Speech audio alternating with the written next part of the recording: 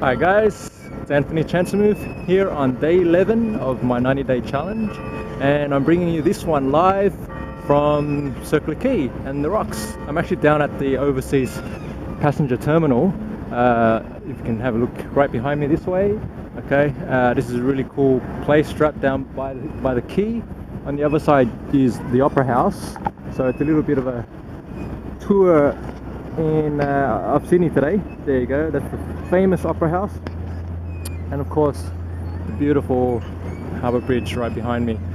So I'm down here for a meeting today with a couple of potential business partners, joint venture partners, as part of a project I'm working on. And what I wanted to share really was the experience I had of getting off the train at Quay station. So I felt a sense of, as I was coming, as the train pulled into Quay, and if you've never been there, it's the one station in Sydney that I definitely recommend you get off at, because as soon as you get off the train, you get a beautiful view of the harbour, of the Opera House, the Sydney, of the bridge, and of the water, and it's just breathtaking. And what I really felt coming off the train this morning was this sense of elation, of excitement, and it reminded me of, I guess, when I was back in high school, and when we used to have excursions, and we would catch the train out from the southwestern suburbs where I live, out all the way out here, which is about an hour away, and just that excitement of traveling. And I think that's what it reminded me of most. The anticipation of going somewhere which is exciting, and there's an adventure element to that. And I think what that brought up for me was this desire or innate yearning to travel and to explore and to do really fun and exciting things. And coming out here, even though it's just a trip to the city, I think I take that for granted.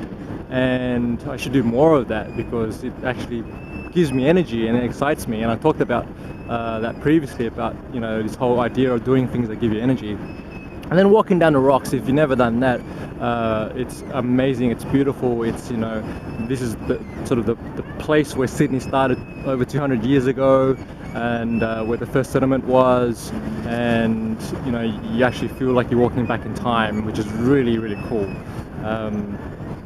Okay, cool. So today, I'm going into this meeting, and let me tell you a story of how that came to be. And it really was, I've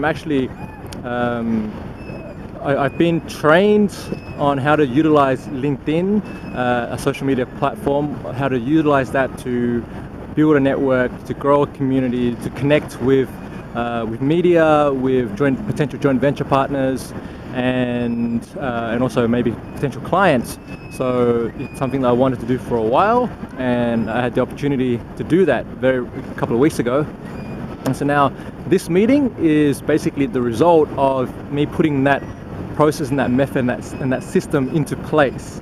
Okay, and it's amazing because it's allowed me to basically organize a meeting with pretty much a few emails. And it's it was very painless. I had a couple of emails and a phone call conversation, and here we are today.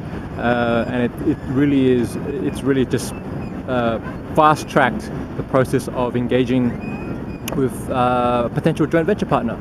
And why that's exciting to me is because business, here's a little lesson I've gotten out of running my own business and being in business for myself and with my business partner over the last 18 months, or really since the last few years, is that it's all about building a community. And the most successful businesses that I've studied have built great communities and have found and aligned with great partners. All right, and that doesn't mean your business partner necessarily, but it means like other organizations or businesses that have the same mission and same purpose and same values, where there's synergy and where you can work together nicely.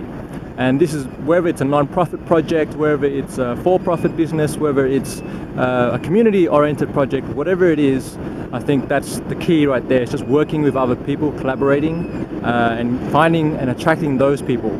And I find that my natural learning was that once I was able to identify what my values were, then I could actually put out, to the universe or to the communities, and advertise and look for those people that also align with those values. So, and it's very, it's a process of self-discovery, and it's also a process of really putting yourself out there and not being afraid to ask for what you want. Yeah, and this is the same for clients as well. Now we've shifted to a place where we're actually a lot clearer on who we enjoy working with, and so when we have meetings with potential clients, that's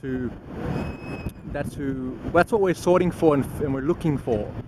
So I mentioned in yesterday's video I had 2 phone calls and 2 conversations, and in one of those conversations I talked to a woman who I'll be meeting next Monday, who's basically started a business which is all about face painting and doing fun party things for kids. And I asked her about that. It's like, why did you start that business?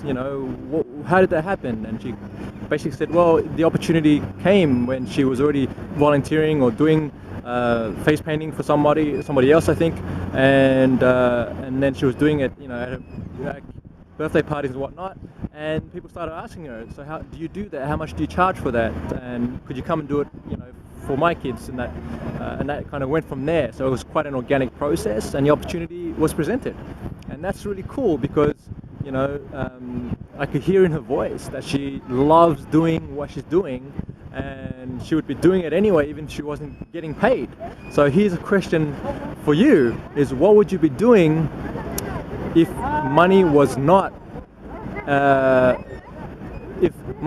problem, or if you had all the money in the world, what would you be doing? Okay, and there's a brilliant video which is a recording of a speech given by Alan Watts on this, I think by Alan Watts, on this particular topic. I'll link to it down below, and I want you to check that out because it's an amazing question, and actually gets you to go in and think about, okay, why do you do what you do, and is it, are you fulfilled doing it? Are you happy doing it? What would you be doing if money was not an obstacle or a challenge, and if you had it? Imagine if I had a magic wand, because I'm a magician. If I had a magic wand and I could give you whatever you wished, what would you be doing right now?